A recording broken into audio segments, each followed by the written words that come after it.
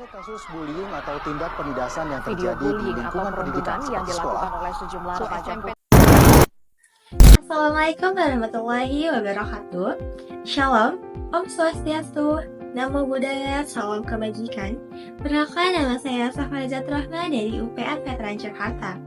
Sebelumnya, saya berterima kasih kepada kalian yang sudah tertarik untuk menyaksikan video ini. Dan di sini, saya akan memberikan informasi yang tentu bermanfaat, terutama bagi kalangan Gen Z dan remaja pada saat ini. Apakah kalian tahu bahwa 7 dari 10 orang yang telah menjadi korban cyberbullying mengalami dampak mental yang sangat serius? Dan 1 dari 5 korban bahkan mencoba untuk bunuh diri akibat cyberbullying yang tidak terdeteksi tersebut. Cyberbullying semakin marak di kalangan remaja dengan laporan mencapai 25 kasus per hari di Indonesia. Hal ini menunjukkan bahwa tindakan perundungan melalui media sosial bukan hanya masalah individu saja, tetapi masalah fenomena sosial yang luas. United Nations International Children Educational Fund (UNICEF) menyatakan sebanyak 45% remaja di Indonesia mulai usia 14 sampai 24 tahun pernah mengalami cyberbullying. Dampaknya tentu bisa sangat serius, termasuk resiko depresi, bahkan percobaan untuk bunuh diri. Meskipun kesadaran tentang cyberbullying semakin meningkat, masih banyak remaja yang tidak tahu cara melindungi diri atau bahkan melaporkan tindakan tersebut. Kurangnya literasi digital dan pemahaman etika bermedia sosial menjadi tantangan besar untuk mengatasi masalah ini. Dengan pembukaan ini, penonton akan diberikan gambaran jelas mengenai isu yang akan dibahas. Baik, dari fenomena dan fakta yang sudah saya sampaikan sebelumnya, saya akan menjelaskan 3 poin penting dari pembahasan ini. Yang pertama, definisi, contoh, dan faktor penyebab cyberbullying flaming. Yang kedua, dampak yang ditimbulkan dari cyberbullying flaming. Dan yang ketiga, bagaimana strategi pencegahan cyberbullying flaming. Sebelumnya, apa sih cyberbullying itu? Cyberbullying adalah perundungan melalui teknologi digital di mana adanya perilaku agresif dari sang pelaku untuk menakuti, mengancam, atau bahkan mempermalukan korban. Hal ini dapat ditemukan contohnya pada platform media sosial. Salah satunya adalah flaming. Flame merujuk pada kata pesan yang berapi-api.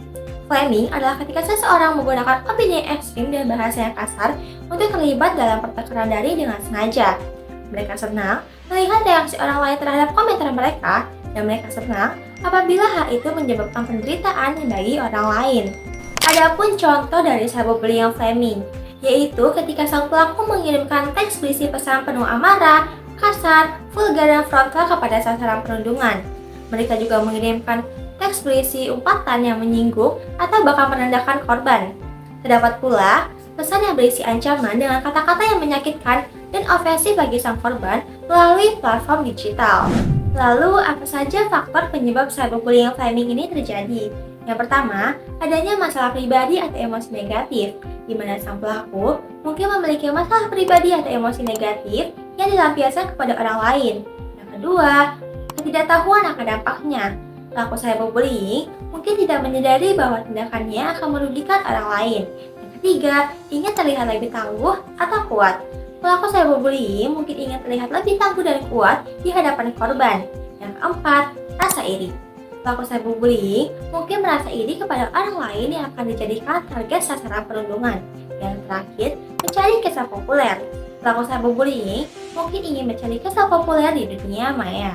Kemudian, dampak yang ditimbulkan dari cyberbullying flaming. Hal ini dapat terjadi pada korban, pelaku, atau bagi yang menyaksikan atau bystander. Pertama-tama, saya akan menjelaskan dampak bagi korban.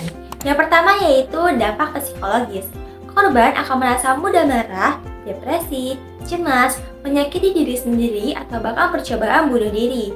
Yang kedua yaitu dampak sosial. Korban akan menarik diri dari lingkungan sosial, kurangnya percaya diri, dan lebih agresif kepada teman atau keluarga. Yang ketiga, dampak pada kehidupan sekolah. Korban akan mengalami penurunan prestasi akademik, rendahnya tingkat kehadiran, serta perilaku bermasalah di sekolah. Yang kedua yaitu dampak bagi pelaku.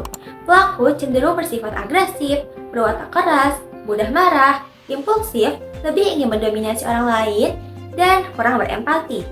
Dan yang terakhir, dampak bagi yang menyaksikan atau bystander. Jika cyberbullying flaming ini dibiarkan terus-menerus tanpa tindak lanjut, orang-orang akan berasumsi bahwa tindakan tersebut adalah perilaku yang diterima secara sosial, dan beberapa orang dapat bergabung kepada penindas karena takut akan dijadikan target sasaran selanjutnya. Dan yang paling parah, mereka hanya diam tanpa melakukan tindakan apapun dan merasa tidak perlu menghentikan tindakan cyberbullying flaming tersebut. Kemudian, bagaimana strategi pencegahan cyberbullying flaming tersebut? Yang pertama yaitu edukasi dan literasi digital, dengan meningkatkan pemahaman tentang pengetahuan cyberbullying flaming dan cara menghadapinya melalui program literasi digital. Yang kedua yaitu blokir dan laporkan. Korban disarankan untuk melaporkan akun pelaku dan melaporkan tindakan tersebut kepada pihak yang lebih berwenang. Yang ketiga yaitu mencari dukungan sosial. Dengan mencari dukungan sosial kepada orang yang lebih dewasa seperti orang tua atau guru untuk mendapatkan saran. Yang keempat, simpan bukti. Dengan mengumpulkan bukti-bukti cyberbullying flaming untuk keperluan laporan resmi jika diperlukan.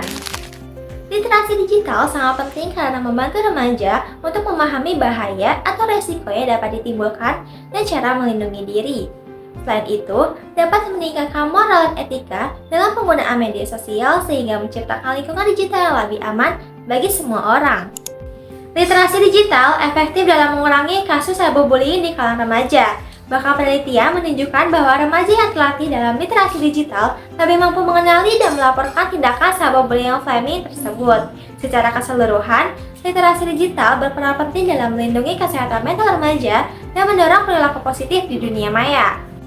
Maka dari itu, mari kita bersama untuk tingkatkan literasi digital kita dan berkomitmen untuk menghentikan perundungan di dunia maya. Dengan bersama, kita bisa menciptakan dunia maya menjadi tempat yang lebih baik.